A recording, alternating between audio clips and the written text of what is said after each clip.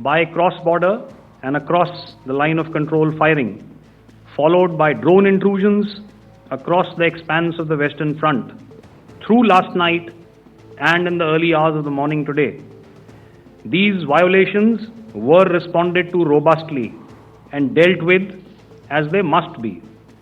We have earlier today sent another hotline message to my counterpart highlighting these violations of the understanding between the DGMOs on the 10th of May and our firm and clear intent to respond to these fiercely and punitively, if repeated tonight, subsequently or later.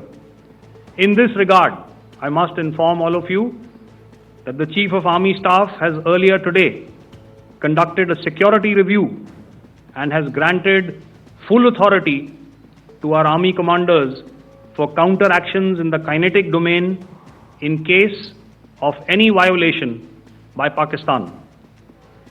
In the end, I pay my solemn homage to my 5 fallen colleagues and brothers from the armed forces and civilians who have tragically lost their lives in Operation Sindoor. Our hearts go out to the bereaved families, and we express our solidarity to them in this lifetime and beyond, at this grave juncture in their lives. Their sacrifices shall always be remembered and spoken of in glowing terms by a grateful nation. We have thus far, ladies and gentlemen, exercised, and my colleague Pramod highlighted this, immense restraint, and our actions have been focused, measured, and non-escalatory. However, any threat to the sovereignty, territorial integrity, and safety of our citizens will be met with decisive force. Jai Hind. Okay, ladies and gentlemen, we are now open for questions. All right, now since I would not know all of you, I would expect you to please raise the placard or your hand, and once I indicate, I expect you to please give out your name and the media group that you belong to. Keep your questions short so that we can take as many questions as possible. Also, ladies and gentlemen, kindly bear in mind that confidential aspects may not be answered by the 3 DGMOs.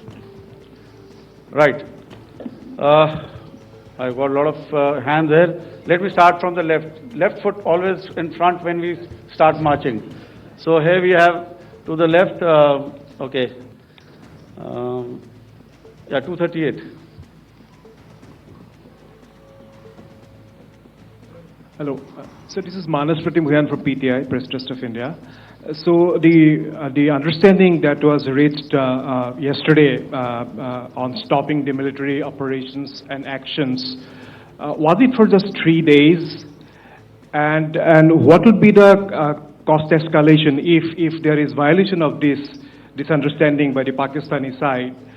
And my subsequent question would be that we have a kind of ceasefire agreement with Pakistan that was finalized in 2003.